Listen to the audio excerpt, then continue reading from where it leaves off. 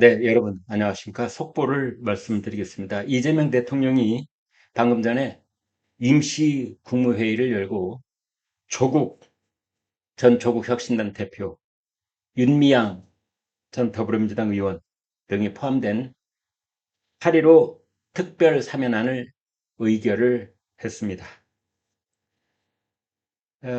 이재명 정권이 대통령 취임 뒤 첫 번째 사면권 행사에서 정치인을 대거 포함시켰습니다. 매우 이례적인 일입니다.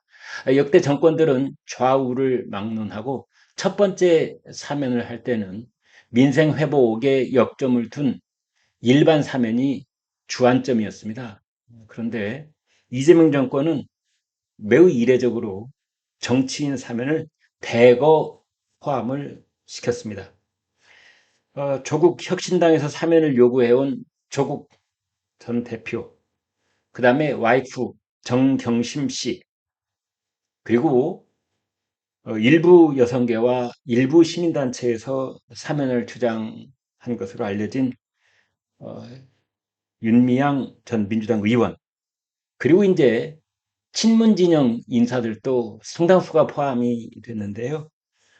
친문진영 좌장이라고 할 수 있는 윤건영 의원, 그 다음에 백원우 전 의원, 조국 민정수석 때 민정비서관을 지냈던, 그리고 국회의원을 2번 역임한 백원우 전 문재인 청와대 민정비서관, 그 당시에 왕비서관, 실세비서관, 실제적 민정수석, 이런 말을 들었던 사람입니다. 백원우 이번에 전격적으로 사면 복권이 됐고요.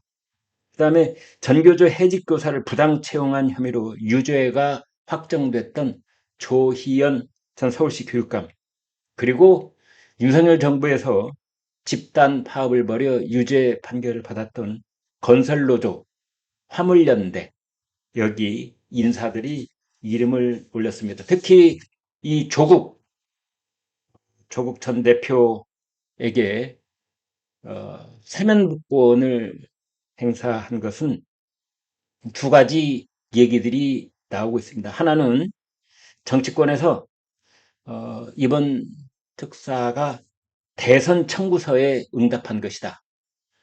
왜냐하면 조국 혁신당은 지난번 대선에서 후보를 내지 않았습니다. 그래서 이재명 정권 탄생에 상당한 공헌을 했다라고 강덕구 의원이 이미 얘기한 바 있는데, 그 대선 청구서, 정치적 채무를 이번에 갚아준 것이다.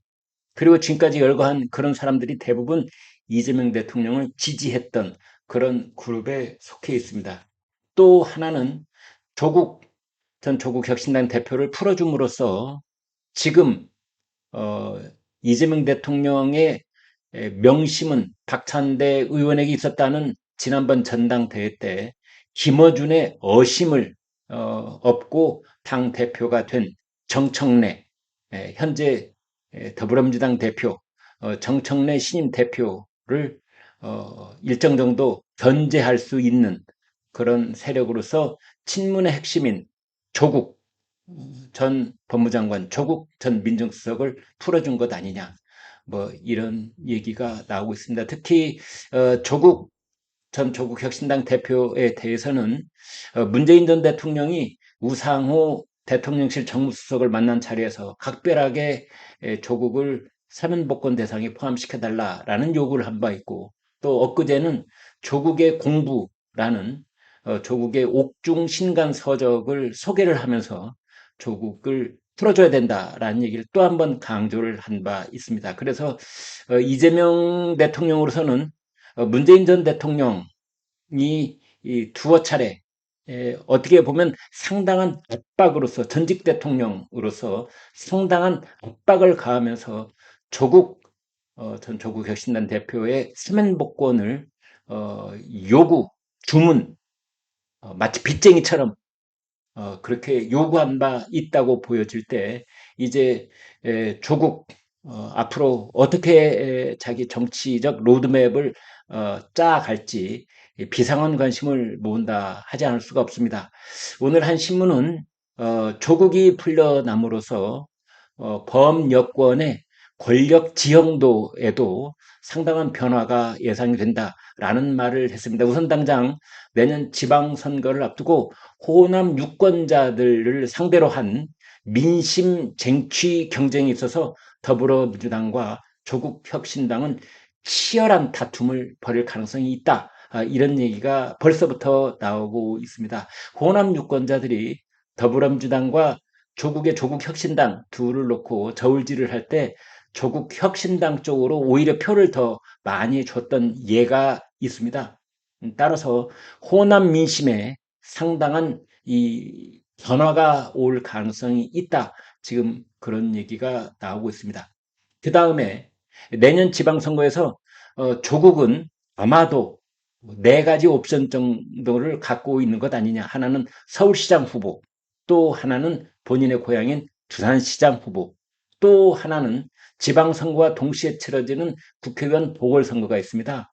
이재명 대통령의 지역구, 거기가 공석으로 돼 있는데 인천 계양을 여기 보궐선거 치러집니다.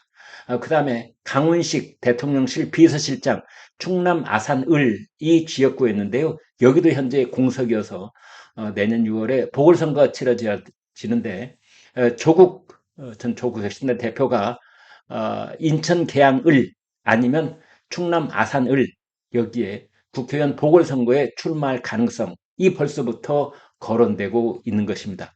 또 하나는 그런 모든 것들이 2030년에 치러지는 차기 대권에서 지금 현재 범여권의 가장 강력한 대권 주자로 부상할 수도 있다. 뭐 이런 얘기까지 나오고 있는 겁니다. 쉽게 말씀을 드려보겠습니다. 현재 가령 진보 좌파 진영으로 분류할 수 있는 더불어민주당, 조국혁신당, 뭐 정의당, 진보당, 기본소득당, 기타 등등 여기에서 차기 대권 후보로 여러분 누가 맨 먼저 머릿속에 떠오르십니까? 아마 그런 것들을 놓고 정청래 대선 후보 또는 조국 대선 후보 이런 이름들이 거론될 수도 있는데 그런 것에 대한 어떤 새로운 권력 지형도의 변화가 올 수도 있다라는 분석이 벌써부터 나오고 있습니다. 지금 국민의힘 쪽 야권 쪽에서도 사면복권의 대상으로 결정이 된 인사들이 있습니다. 홍문종 전 새누리당 의원, 정찬민 전 국민의힘 의원, 심학봉 전 새누리당 의원 등이 특사 명단에 포함이 됐습니다. 이 세 사람은 모두 다 송원석 국민의힘 원내대표가 지난 4일 국회 본회의장에서 강훈식 대통령 비서실장에게 텔레그램 메시지로 특사를 요청했던 그 명단 속에 들어있는 인사들입니다. 따라서 이번에는 여야 사이에 사면 거래가 있다라고 하는 비판을 면키 어렵게 됐습니다. 오늘 있었던 국무회의는 대통령의 모두 공개 발언 없이 바로 특사 심의에 들어갔습니다.